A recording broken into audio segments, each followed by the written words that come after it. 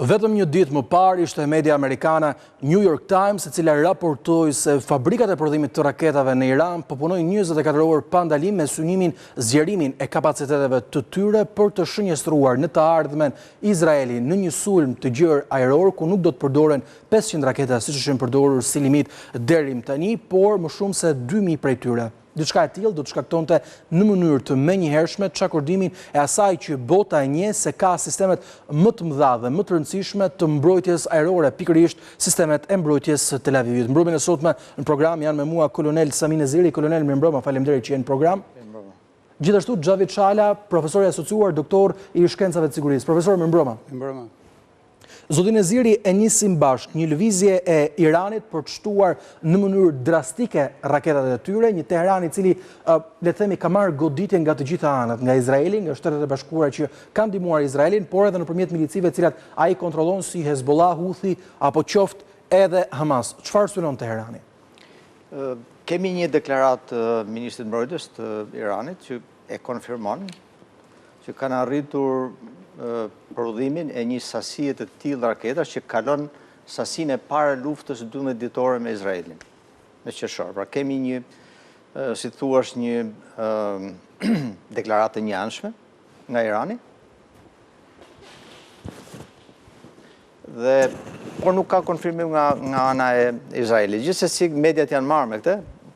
Kjo është gjë që pritej, sepse Irani nuk do hiqte dorë.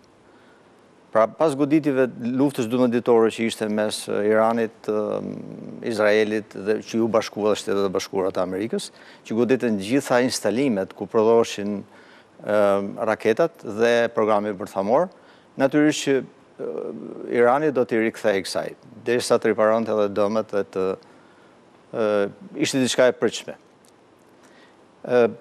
Ekspertët mendojnë që do jetë çështje kohe, që të kemi përsëri një konflikt mes Iranit dhe Izraelit. Unë besoj që do jetë Izraeli që do bëjë hapin e parë përsëri, mbase jo shumë shpejt. Thonë dhe raportet e inteligjencës të fakt që e kërkon Izraeli diçka të tillë. Arsyeja është se Izraeli e ndjek shumë nga afër zhvillimet në Iran të kapaciteteve bërthamore, por dhe balistike, të raketave balistike. Për arsye, sepse, siç dihet që nga revolucioni islamik, Irani ka deklaruar për zhdukjen e shtetit të Izraelit. Pra, e kanë kushtetut. E ka, me çdo kusht. Pra, është diçka që dhe kjo e bën Izraelin që ta ndjek nga afër këtë. Dhe vija e kuqe për Iranin nga ana nga pikpamja e Izraelit është që është programi bërthamor. Këtu nuk toleron, sepse armatosja me armë bërthamore e Iranit, natyrisht që bën Izraelin, aktualisht Izraeli është fuqia vetme në rajon bërthamore, dhe në këtë mënyrë do ta bënte edhe Iranin që mund të shantazhonte shumë mirë edhe Izraelin pastaj. Dhe kjo është dhe arsyeja që Izraeli e ndjek shumë nga afër dhe pritet që goditja e radhës të jetë nga Izraeli. Unë mendoj që mund të jetë çështje kohësh, mbase disa muaj. Para se të fillonte konflikti 12 ditor mes Iranit dhe Izraelit, mendoj se ka pas një arsenal për rreth 2500 raketa balistike, subsonike, hipersonike, të kombinuara. Ka që në raportet e mediave ndërkombëtare, sa të arrinin në Izraelit. Dhe mbas konfliktit mendohet që mund të kenë mbetur 1000 ose 1500.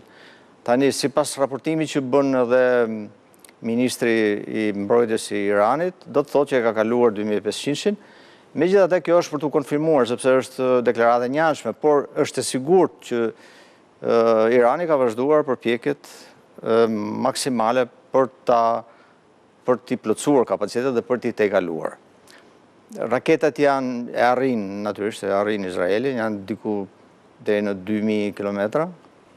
Kemi një pak më të qartë, ndërkohë që shohim edhe disa prej opsioneve që Irani zotron aktualisht nga gjithçka që ne dim, duke përfshirë raketat Fatah 2, ndërkohë profesor, pra po thoni që ka edhe raketat të cilat arrin deri në 2000 kilometra, por kanë edhe dronë, duhet kujtuar edhe kjo, versioni i përmirësuar i Shahed 136 arrin deri në 2500 kilometra rrezeveprimi. Po, çështja është ajo që theksuat edhe ju.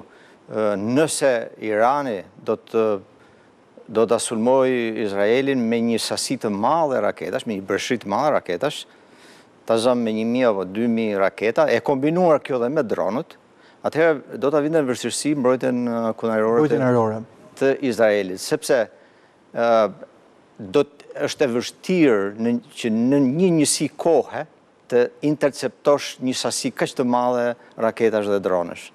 Pra, po të kemi parasysh edhe konfliktin ndërmjetëtor që në qershor të viti, ishin Shtetet e Bashkuara që e ndihmuan, megjithëse nuk ishte kjo sasi, pra që pretendohet që Irani, e Bashkuar, Francë, që tu përfshin. Pra, ishin shumë shtete që e ndihmuan me mbrojtje kunajrore.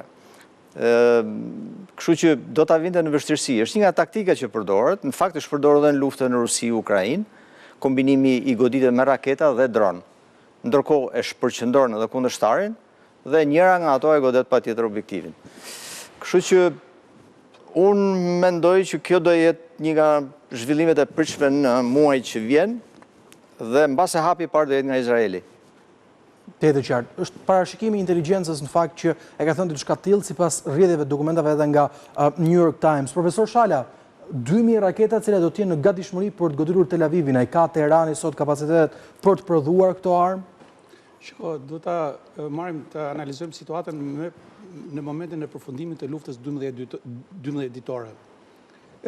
Ajo luftë përfundoi me një armë pushim, pra ka një armë pushim, nuk pa të bisedime paqe, nuk ka një plan paqe.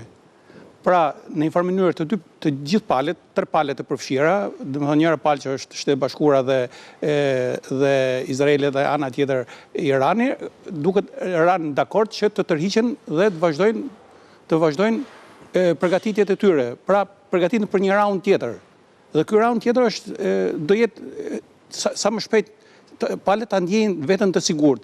Po ta shohësh nga ajo situatë, Irani duhet po të analizosh ka përfituar shumë nga ajo situatë, kanë nxjerrë shumë mësime, cilat kanë qenë këto. E para, ata për të shmangur ndërprerjen e zinxhirit komandues, në rast se kanë marrë masa që çdo titullar institucioni ose njësi ose të ketë zëvendësin e tij, sepse në rastin e parë kur vranë ata komandantën pat një hapësirë kaosi, kaosi.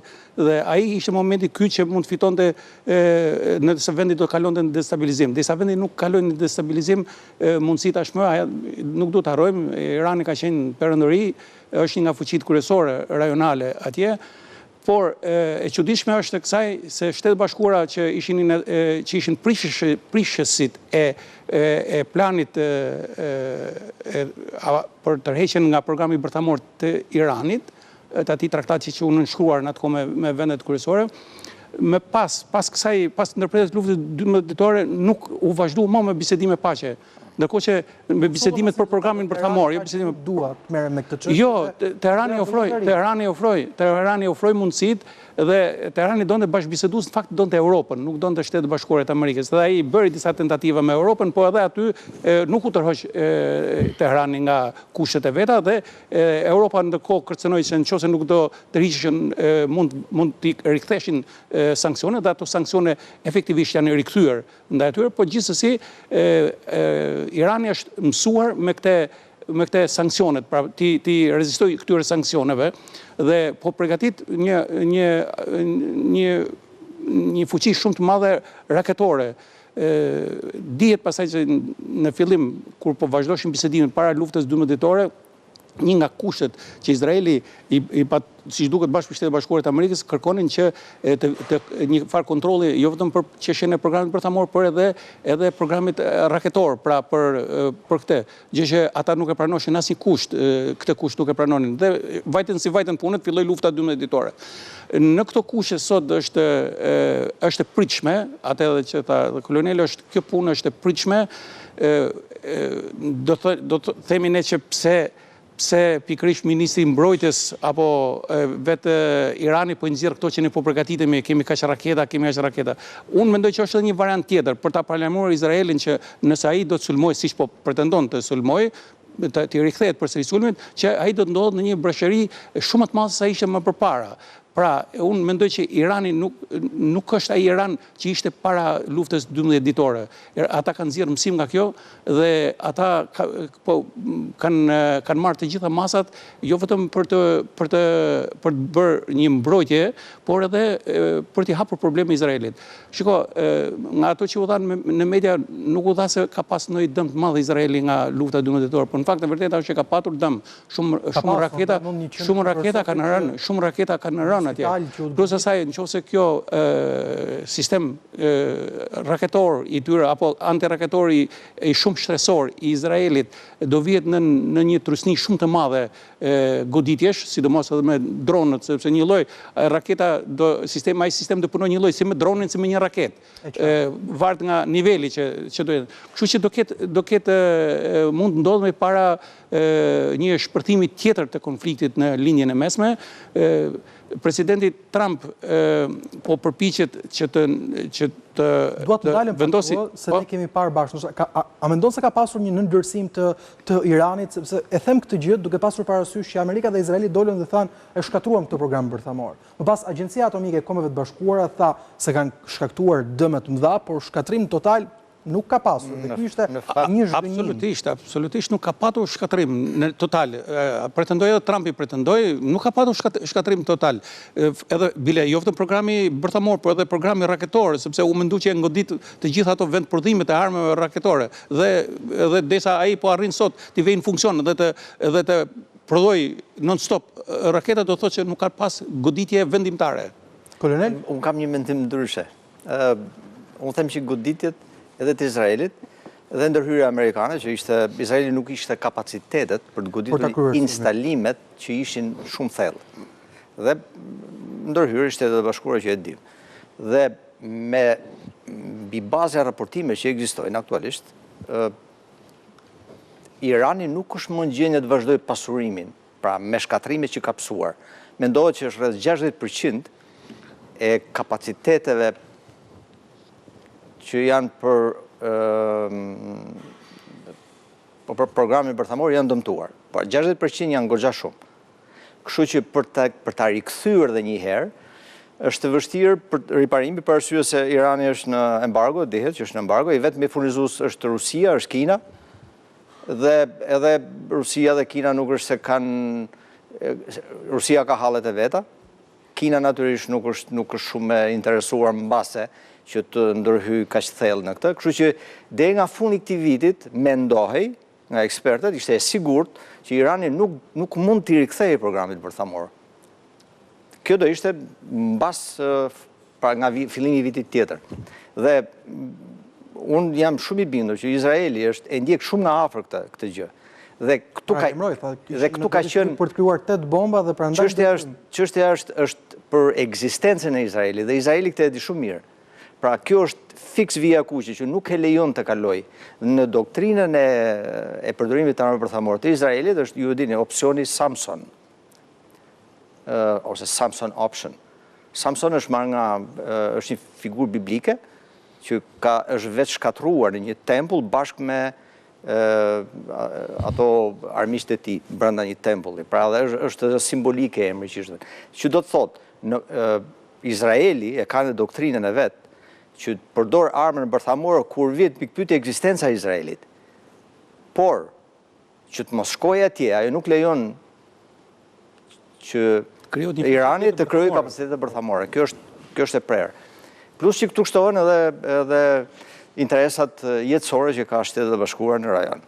Mirë, do të ndalemi pak tek disa pjesë, le të themi, për të kuptuar edhe mbi armatimet më shumë. Profesori tha se mund të jetë një presion i bërë në mënyrë drejt për drejt nga Irani, pasi ka raportime se Izraeli do të sulmojë së shpejti sërish Teheranin. Flasim për raketet apo kapacitetet aktuale që njohim që Irani ka, që mund të godasin Izraelin. Në Shahed 136, droni përmirësuar i cili është përdorur aktualisht në Ukrainë, deri në 2500 kilometra distanca që mund të godas, 185 km/h është shpejtësia maksimale. Përdjuar më pas me raketën Emad, një raketë balistike, e cila shkon deri me shpejtësinë, pra shpejtësinë deri në 8890 km/h, që është një shpejtësi jashtëzakonisht e lartë dhe ka një rrezaveprimi 1700 km. Fata, e cila ka disa versione, 2 dhe 3 të saj, është një raketë balistike hipersonike, 1400 km rrezë e veprimit deri në 18.500 km shpejtësia me cilën udhton duke bërë të pakapshme nga radarët dhe për të ndalur tek një raketë e cila është zbuluar së fundmi që mund të mbajë një kokë me 2000 kg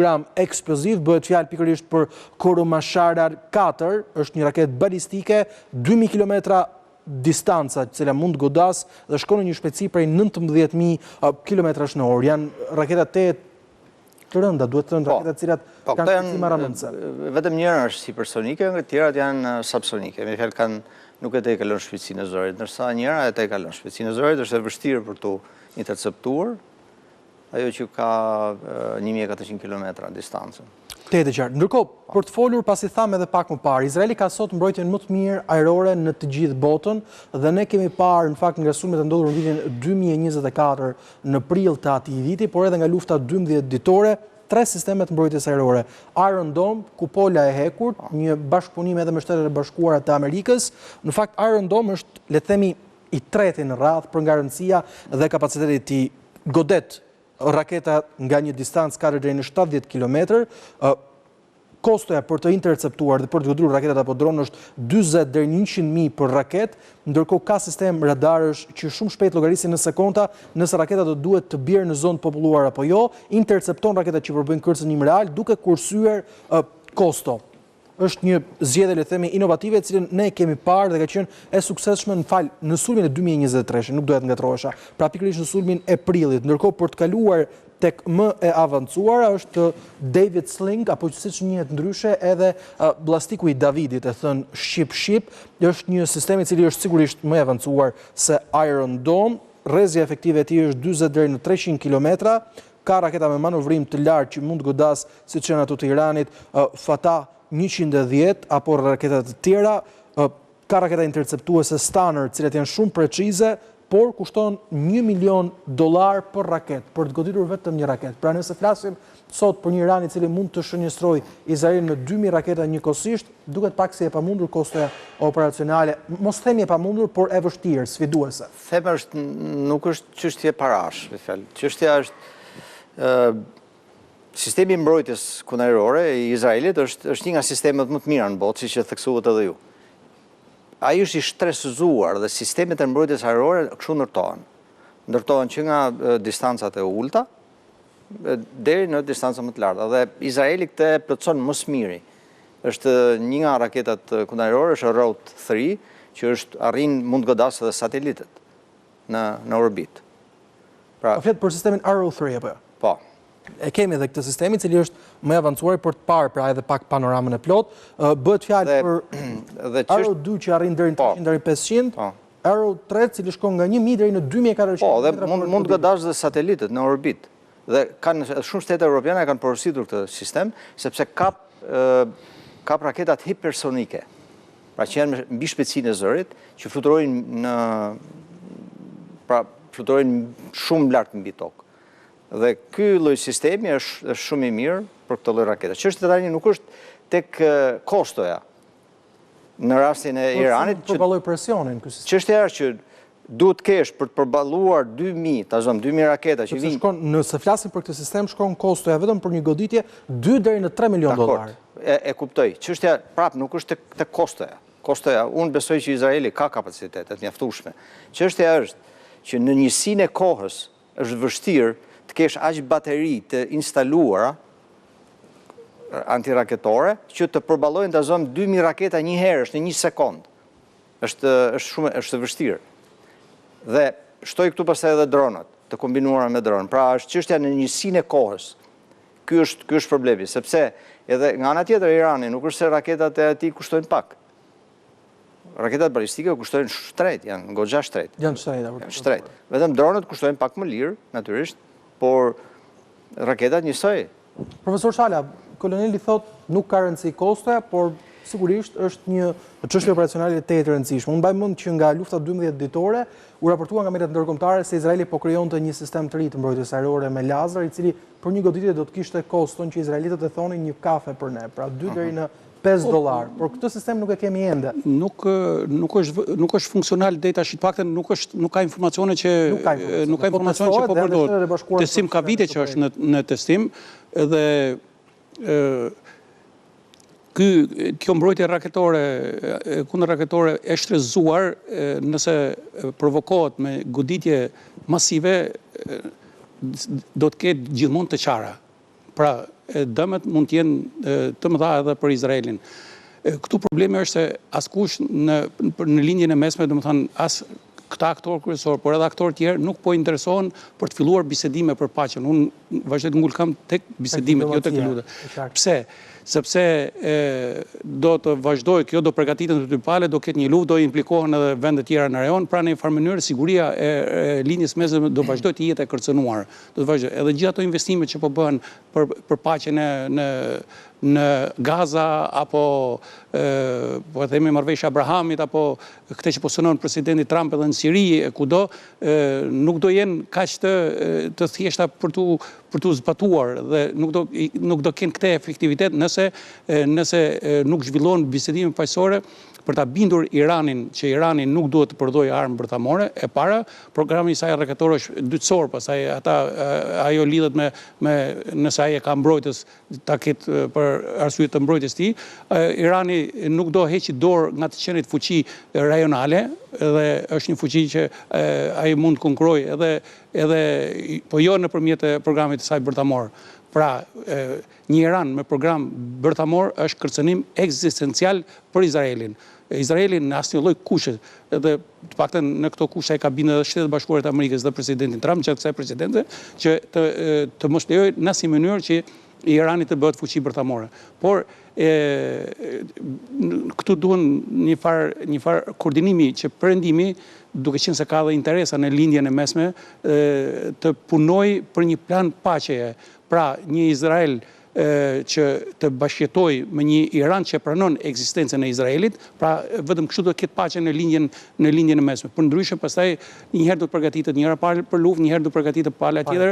Kjo do kërkojë përfshirjen e fuqive të mëdha. Shtetet Bashkuara të Amerikës përfshihen direkt në këtë konfliktin 12 ditor, ndërkohë që Rusia pa shkak të problemeve të veta nuk u përfshi direkt. Kjo nuk do thotë që nuk do të përfshihet nesër në këtë, ndërkohë që në strategjinë e Kinës pastaj është ajo që është sidomos në aspektin e angazhimit në aspektin ekonomik dhe të diplomacisë në rajon. Pra, gjithmonë është themra e akilit këtu është duhet gjetur kushtet për ta detyruar Iranin që të heqë dorë nga programi bërthamor. Nëse Irani detyrohet të heqë dorë nga programi bërthamor, atëherë mundësitë për paqen në linjën e mesme bëhen evidente. Dhe bëhen reale. Pra bëhen reale. I cili dorëzohet aktualisht. Mirë, ne do të shkojmë një shkputje shumë të shkurtër publicitare për të rikthyer në pjesën e dytë. Teksa shohim kërcënimin e Iranit, çfarë po ndodh me Europën tonë, dronët të cilët kanë kërcënuar sigurinë europiane, një Europë pa përgatitur dhe mbi gjitha me rastin e fundit të Rumanisë, një NATO e cila nuk reagon. Të gjitha këto pas publicitetit.